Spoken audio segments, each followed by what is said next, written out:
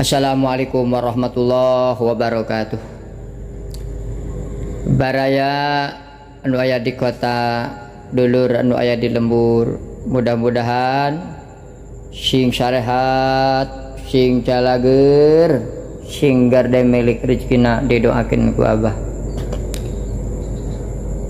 Urang nyarioskeun di hiji lembur anu nyingkur, tempat dayeuh ngancik panyucingan, katingali ti katebihan aya bumi anu nenggang jauh ka bedug anggang kadulag, katingalna manira resik eta imah panggung teh ukuran 4x6, digigirna atuh aya awi sadapur jeung kanang hayam, dipayuna buruan nu dipelakan ku cengek jeung sagala rupina.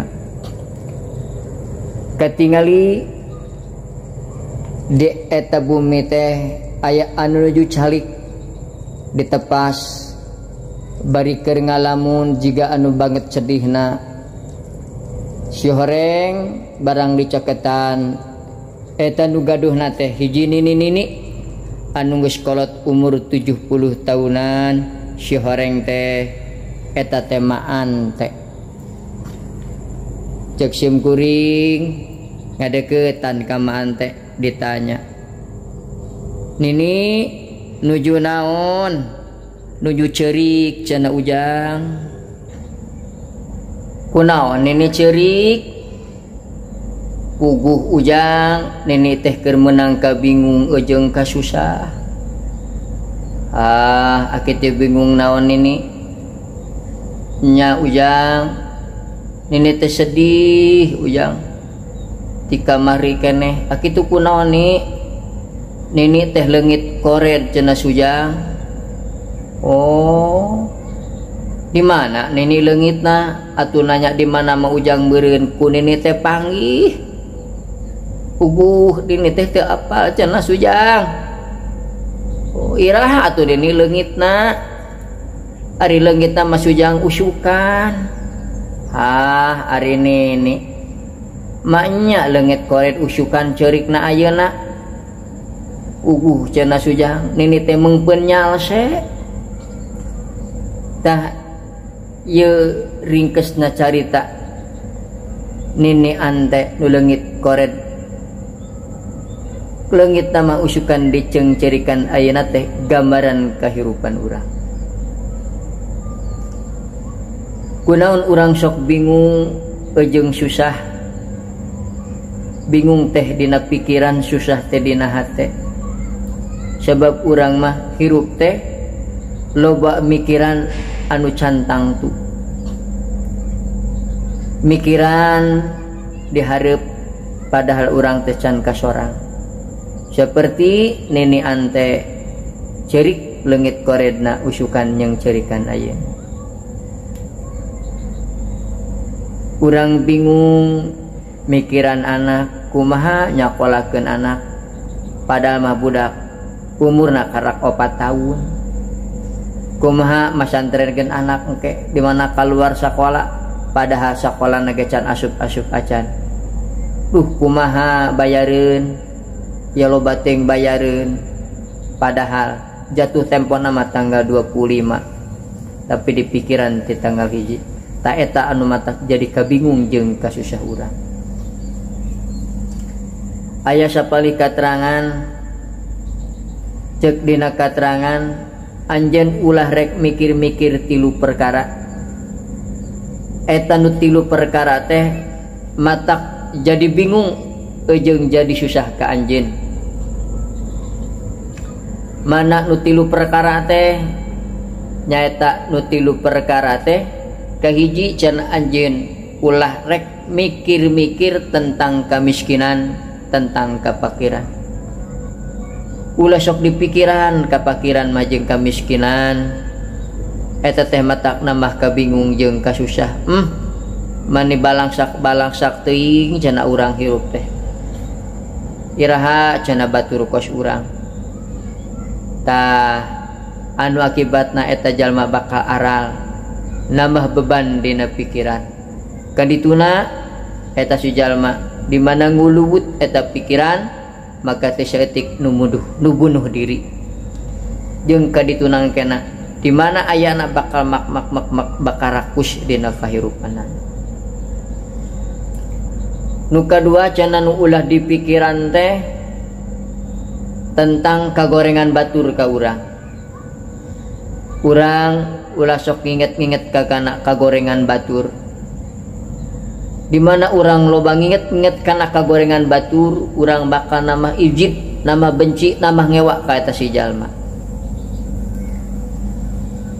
Nu katiluna nu ulah di pikiran teh kaalusan sorangan ka batur. Di mana urang nginget-nginget bae kaalusan urang ka batur. Mun teu ku aing mah sia teh moal anu tah eta teh nginget-nginget kana kaalusan urang. Engkena urang sok kecewa di mana urang teh dipulang tarima nu akibatna urang di mana boga pamikiran kitu teh nginget-nginget we kaalusan urang ka batur bakal suudon bakal goreng sangka ka batur. Ta eta 3 perkara cenah nu ulah dipikiran. Jadi nu matak jadi kabingung jeung kasusah teh mikiran anu urang cantang tuku urang kahareupan.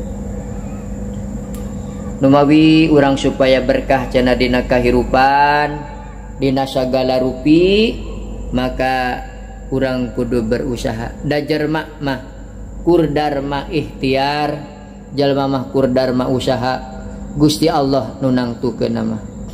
Hasbunallah wa ni'mal wakil, ni'mal maula wa ni'man nasyir, la haula wala quwata illa billahil aliyil azim. Sapalih katerangan nyarioskeun cenah lamun urang usaha hayang aya dina kalancaran, hayang aya dina kabarokahan, maka urang kudu ngajalankeun anu 5 perkara. Man aroda ayakuna kasbuhu thayyiban.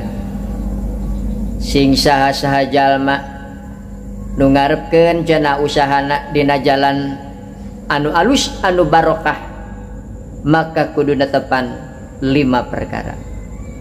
Ieu mah urang di antarana bae. Awaluha canu kahijina lamun usaha hayang barokah hayang lancar teh ayu akhiru syai'an min paraidillah, ulah rek ngahir-ngahir kana hiji perkara naon wae anu geus dipardukeun ku Gusti Allah. Li ajil kasbi ku gara-gara usaha urang nepi ka ngahirkeun salat, ku gara-gara usaha urang nepi kana poho kana ibadah, ku gara-gara usaha urang wani nepi ka ninggalkeun salat teu salat acan. Tah eta di mana urang ninggalkeun hiji perkara dungus dipardukeun teh eta teh bakal hese kana jalan usaha. Tak mun hayang berkah ulah rek ngahirkeun komo meur ninggalkeun mah ulah rek ngahirkeun kana hiji perkara nu geus dipardukeun ku Gusti Allah. Nu kaduana lamun urang usaha hayang berkah hayang lancar ulah rek nganyerikeun dulur sorangan, ulah rek nganyerikeun batur sorangan. Ku saking urang hayang naik pangkat jeung jabatan, hayang naik gaji mitnah batur bae dituna nyiku batur bae dituna nepi ka ngaluarkeun batur. Kade tah lamun usaha urang hayang lancar hayang berkah.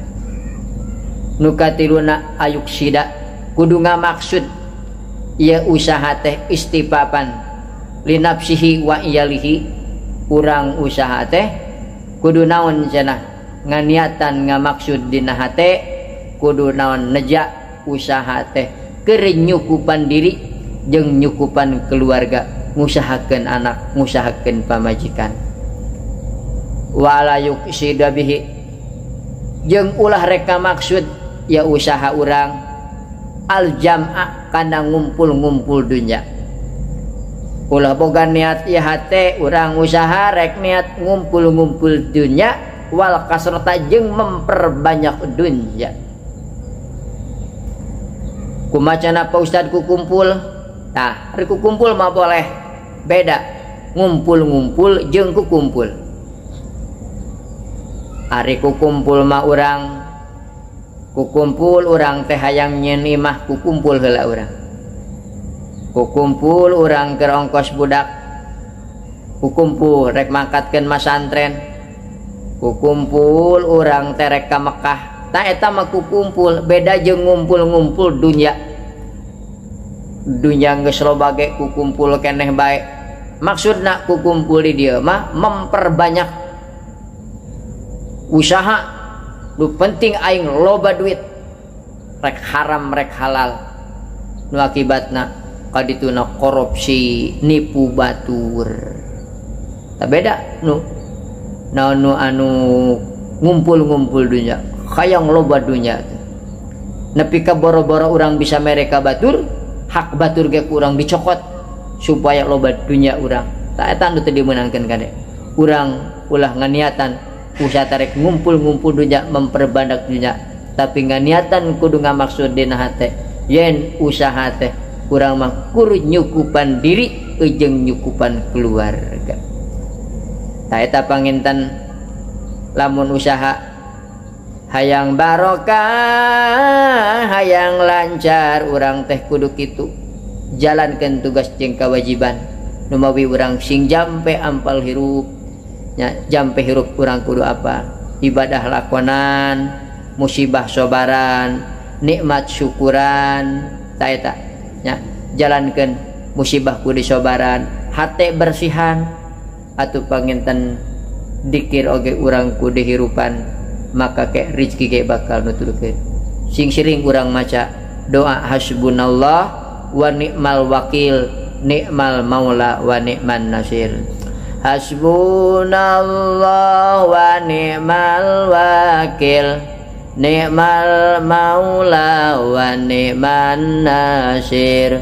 Hasbunallah wa ni'mal wakil, ni'mal maula wa ni'man nasir. Mudahkanlah segala urusan, mudahkanlah segala kesulitan, mudahkanlah segala urusan, mudahkanlah segala kesulitan. Rabbi yasir wala tu'asir, Rabbi yasir wala tu'asir, Rabbi yasir wala tu'asir, Rabbi yasir wala tu'asir. Mudahkanlah segala urusan orang, mudah-mudahan sing dimudahkeun sadayana ku Gusti Allah Subhanahu wa taala.